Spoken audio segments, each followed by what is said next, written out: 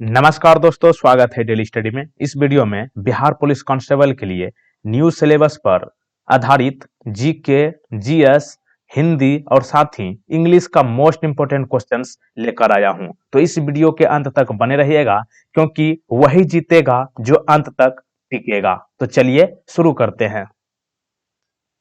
पहला प्रश्न, खाद्य ऊर्जा को कैसे मापा जाता है? आपको बताना चाहूंगा, प्रत्येक प्रश्न के लिए हम आपको 5 सेकेंड का टाइमर लगाया हूं ताकि आपको खुद जज पाएं कि आप कितने प्रश्न का सही जवाब कर पाते हैं। उसके बाद हम आपको फुल डिटेल्स में आंसर देने की कोशिश करेंगे। आपका समय शुरू होता है अब। खाद्य ऊर्जा को कैसे मापा जाता है? उम्मीद करता हूं आप लोग इस प्रश्न का सही जवाब किए होंगे। कैलोरी, ऑप्शन सी जितने लोग किए बिल्कुल सही जवाब है। और यहीं पे आपसे प्रश्न पूछा जाएगा, लंबाई और दूरी का इकाई क्या होता है? तो ध्यान रखिएगा मीटर। और शक्ति यानी कि विद्युत का इकाई क्या होता है? ये होगा आपका किलोवाट। और खाद्य ऊर्जा को कैलोरी में मापा जाता है, ये प्रश्न था आपका।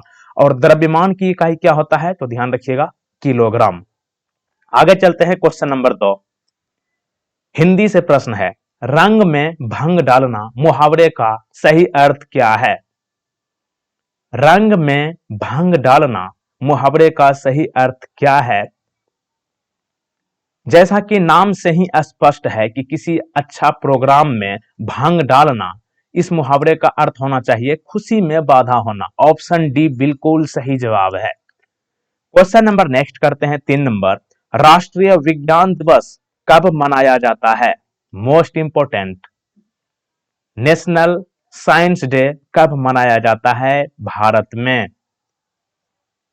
सही जवाब होगा यहाँ पे ऑप्शन नंबर सी 28 फरवरी। इनके अलावा आप सभी ऑप्शंस को भी ध्यान रखेंगे। यहाँ पे आपसे पूछा जाएगा कि राष्ट्रीय युवा दिवस कब मनाया जाता है? तो ध्यान रखिएगा 12 जनवरी को। 12 जनवरी को स्वामी विवेकानंद जी का जयंती मनाया जाता है और इसी के जन्मदिन पर राष्ट्रीय युवा दिवस मनाते हैं। और विश्व जनसंख्या दिवस कब मनाते हैं? 11 जुलाई को। 11 जुलाई को आपको याद रखने के लिए मैं आपको बताता हूं। आपको ध्यान रखना है जनसंख्या कैसे बढ़ती है, तो आपको ध्यान रखना होगा कि जनसंख्या जो है एक मेल और एक फीमेल के शादी होने के बाद ही बढ़ती है। एक मेल और एक फीमेल, ये दोनों मिलकर के हो गए 11, और 11 जुलाई को विश्व जनसंख्या दिवस मनाते हैं। और राष्ट्रीय विज्ञान दिवस आपका 28 फरवरी। और सबसे इंपॉर्टेंट, राष्ट्रीय पंचायती दिवस कई बार पूछा गया है। ध्यान रखिएगा, राष्ट्रीय पंचायती दिवस 24 अप्रैल को मनाया जाता है। और 2021 के अप्रैल में पंचायती का चुनाव भी होने वाला है, इसलिए आपको यह ध्यान रखना है 24 अप्रैल को राष्ट्रीय पंचायती दिवस मनाया जाता है। अगला है क्वेश्चन नंबर 4, इंग्लिश से प्रश्न है। वन वर्ड बताना है, यानी कि OWS है आपका इंग्लिश सेक्शन से। प्रश्न है, one who it's too much. बहुत लोग इसका हिंदी नहीं कर पाते होंगे, हम आपको हिंदी करके बता देते हैं। इसका मतलब हुआ one who it's too much, वैसा व्यक्ति जो बहुत ज्यादा खाता है उसे क्या कहा जाता है एक शब्द में? तो चलिए ऑप्शन से चलते हैं। रेटिसेंट, आप चाहे तो नोट कर सकते हैं। रेटिसेंट का मतलब होता है शांत, वैसा व्यक्ति जो बहुत कम बोलता है। ओके। टाकेटिव का मतलब होता है वैसा व्यक्ति जो बहुत ज्यादा बोलता है, तो ये आपका क्या हो जाएगा? वचाल। ओके। और ग्लटन का मतलब होता है वैसा व्यक्ति जो बहुत ज्यादा खाता है, मतलब खाऊ। ज्यादा खाने वाला व्यक्ति को क्या कहेंगे? खाऊ। और इसको इंग्लिश में कहेंगे ग्लटन। और इनऑडिबल का मतलब होता है वैसा ऑडियो जिसे सुन ना पाए आसानी से, मतलब ऐसा कोई ऑडियो वगैरह जिसे आसानी से हम लोग नहीं सुन पाते हैं, तो उसे कहेंगे इनऑडिबल। तो यहाँ पे आपका ग्लटन सही जवाब होगा। ऐसा व्यक्ति जो बहुत ज्यादा खाता है जिसे खाऊ कहेंगे, और इंग्लिश में ग्लटन। ऑप्शन सी यहाँ पे सही जवाब। अगला है क्वेश्चन नंबर 5, एम्फीबियन शब्द का क्या अर्थ है? उभयचर आप जिसे हिंदी में कहते हैं, इसका क्या अर्थ है? तो देखिए यहाँ पे अब सभी लोग सही आंसर कर पाए होंगे। एम्फीबियन मतलब उभयचर का मतलब हुआ वैसा प्राणी जो जल और भूमि दोनों पर रहे, उसे कहते हैं एम्फीबियन। उदाहरण के लिए आप कमेंट बॉक्स में बताइएगा कुछ प्राणी का नाम। उभयचर। ओके। ऑप्शन डी यहाँ पे सही जवाब। अगला प्रश्न क्वेश्चन नंबर 6 करते हैं, रात में सक्रिय जानवरों को क्या कहा जाता है? मतलब वैसा जानवर जो रात में जगते हैं उसे क्या कहा जाता है? वैसे तो हम लोग मनुष्य प्राणी कब दिन में जगते हैं और रात में सोते हैं, और वैसे प्राणी जो रात में जगते हैं यानी कि सक्रिय रहते हैं उसे क्या कहते हैं, तो ध्यान रखिएगा निशाचर। ओके, तो ध्यान रखिएगा रात में सक्रिय जानवरों को निशाचर कहा जाता है, उदाहरण के लिए लोमड़ी, उल्लू, चमगादड़। और दिन में सक्रिय जानवरों को क्या कहते हैं, दिवाचर। ओके, उदाहरण के लिए मनुष्य, कुत्ते, हाथी, गिलहरी, गोरिल्ला, हिरन, ये सब दिन में सक्रिय रहते हैं और इसे दिवाचर कहते हैं। यहाँ पे मैं आपको एक ट्रिक बताना चाहूंगा। तो देखिए रात के अगर बात करें, रात में सक्रिय जानवर, तो आपको क्या ध्यान रखना है कि रात में हम लोगों को नींद आता है। ओके, नींद से हो गया आपका निशाचर, यानी कि रात में जिसको नींद ना आवे उसे कहेंगे निशाचर, यानी कि वो रात में जगते हैं। जैसे आपका हो गया लोमड़ी, उल्लू, चमगादड़। और हम लोग क्या याद रखेंगे, दिन में सक्रिय जानवर हो, यानी कि हम लोग दिन में सोते हैं कभी, क्या दिन में नहीं सोना चाहिए, इसलिए दिन में हो गया आपका दिवाचर। ओके, ध्यान रखिएगा रात में सक्रिय जानवर को निशाचर कहेंगे और दिन में सक्रिय जानवरों को दिवाचर कहेंगे। ओके, अगला प्रश्न क्वेश्चन नंबर 7, नदियों में जल प्रदूषण को किसके द्वारा मापा जाता है, मोस्ट इंपोर्टेंट। नदी में जो जल प्रदूषण होता है उसको कैसे मापेंगे, तो यहाँ पे आपका सही जवाब होगा घुले हुए ऑक्सीजन की मात्रा के माध्यम से नदियों में जल प्रदूषण को मापते हैं, ऑप्शन डी सही जवाब।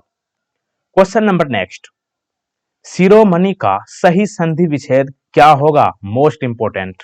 हिंदी से प्रश्न है, शिरोमणि का सही संधि विच्छेद क्या होगा। सही जवाब होगा सिरह जोर मणि, यानी कि ऑप्शन डी यहाँ पे जितने लोग किए हैं बिल्कुल सही जवाब है, सिरह जोर मणि शिरोमणि का संधि विच्छेद होगा, ऑप्शन डी। अगला प्रश्न क्वेश्चन नंबर 9, मॉनिट्रियल प्रोटोकॉल का मुख्य उद्देश्य क्या था।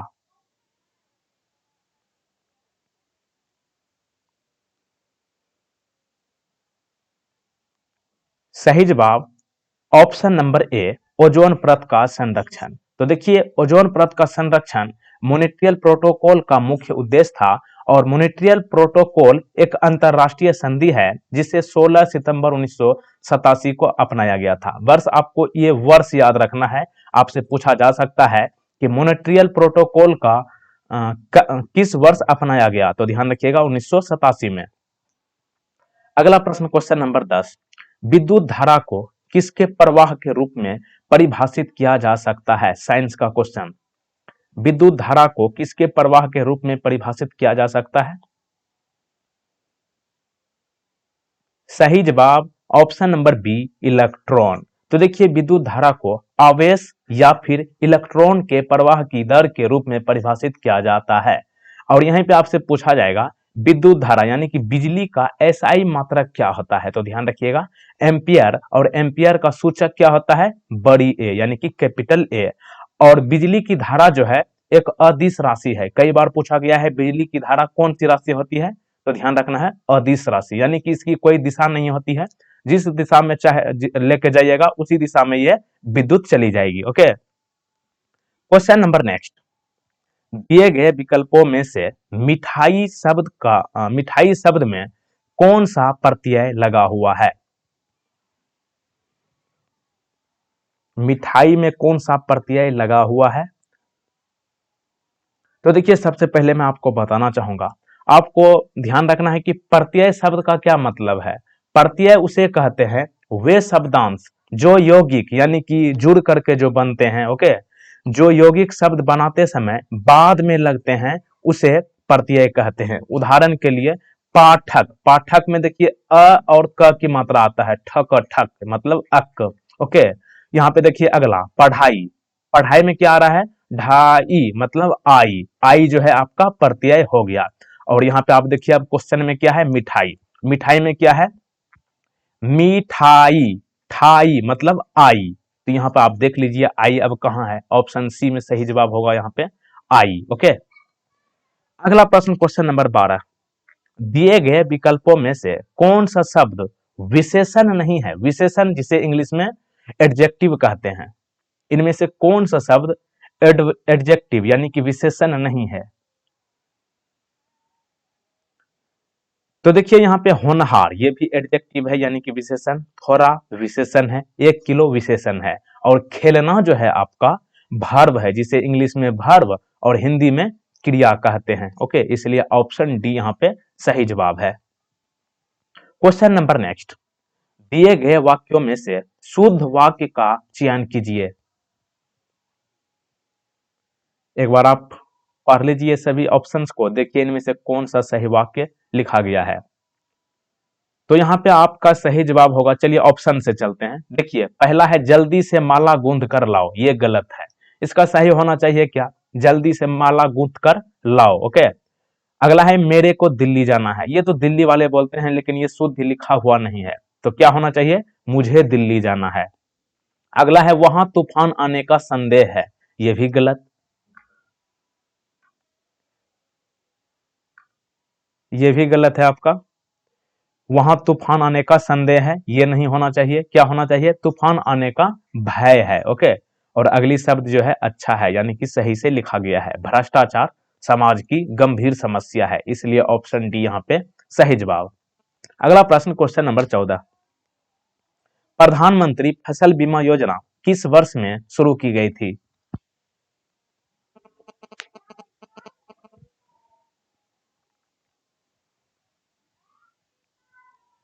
सही जवाब ऑप्शन नंबर सी, वर्ष 2016 में। तो ध्यान रखिएगा, प्रधानमंत्री फसल बीमा योजना 18 फरवरी 2016 को शुरू की गई थी और यह किसानों के लिए उनकी फसल के लिए एक बीमा सेवा है। क्वेश्चन नंबर 15, इंग्लिश से प्रश्न है, एंटोनिम यानी कि उल्टा शब्द आपको थीप का बताना है। थीप का मतलब क्या होता है, थीप मतलब चोर, और इसका उल्टा शब्द क्या होगा, यानी कि विलोम शब्द। एंटोनिम का मतलब होता है विलोम। थीप मीन्स होता है चोर, और चोर का विलोम क्या होना चाहिए। चलिए ऑप्शन से चलते हैं। पिलफर, पिलफर का मतलब होता है चोराना। ओके, चोरी करना हो गया आपका, ये वर्ब हो गया। ऑनेस्ट का सबको पता है, ऑनेस्ट का मतलब ईमानदार। और सिंगर तो सबको पता है, ये होगा आपका गायक। और हार्मफुल का मतलब होता है हानिकारक। तो यहाँ पे क्या होना चाहिए सही जवाब, ईमानदार, ऑप्शन बी। थीप का एंटोनिम ऑनेस्ट, ऑप्शन बी सही जवाब। 15 क्वेश्चन आपको दोस्तों करा चुका हूं, उम्मीद करता हूं वीडियो अच्छा लगा होगा। अब एक प्रश्न आपके लिए है, प्रश्न है शेरशाह सूरी का मकबरा कहाँ है। इस प्रश्न का सही जवाब आपको नीचे कमेंट बॉक्स में बताना है। और वीडियो को खत्म करने से पहले हम आपसे राय लेना चाहूंगा, आप लोग बताइएगा कि यहाँ पे आपको क्वेश्चंस डिटेल्स में कराना चाहिए या फिर शॉर्ट में। जैसे कि एक एग्जांपल मैं आपको बताता हूं, जैसे कि यहाँ पे प्रश्न है एंटोनिम ऑफ थीप, प्रश्न यहाँ पे आ गया। एगो एग्जांपल बढ़िया से आपको दिखा देता हूं। जैसे यहाँ पे प्रश्न आ गया, यहाँ पे बताइए एंटोनिम ऑफ थीप, और ऑप्शंस आपको दे दिया जाए, उसके बाद आपको डायरेक्ट आंसर बता दिया जाए कि यहाँ पे इसका सही जवाब होगा ऑप्शन नंबर बी ऑनेस्ट, या फिर एक्सप्लेन किया जाए कि किसका मतलब क्या है, आप बताइएगा। अगर एक्सप्लेन में अगर आपको वीडियो चाहिए तो वीडियो थोड़ा लंबी होगी, और शॉर्ट आंसर चाहिएगा तो ये आपको छोटा सा वीडियो होगा लेकिन आपको दिमाग में सेट नहीं होगा। आप बताइएगा, जैसा आपकी इच्छा हो कमेंट बॉक्स में बताइएगा। ओके, तो उम्मीद करता हूँ वीडियो अच्छा लगा होगा। वीडियो अच्छा लगा होगा तो वीडियो को लाइक करने के बाद अपने दोस्तों के साथ शेयर कर सकते हैं अगर आपको वीडियो अच्छा लगा तब, और वीडियो को लाइक जरूर कर दें, और चैनल पे नए हो तो चैनल को सब्सक्राइब करने के बाद बेल आइकन को प्रेस जरूर कर दें।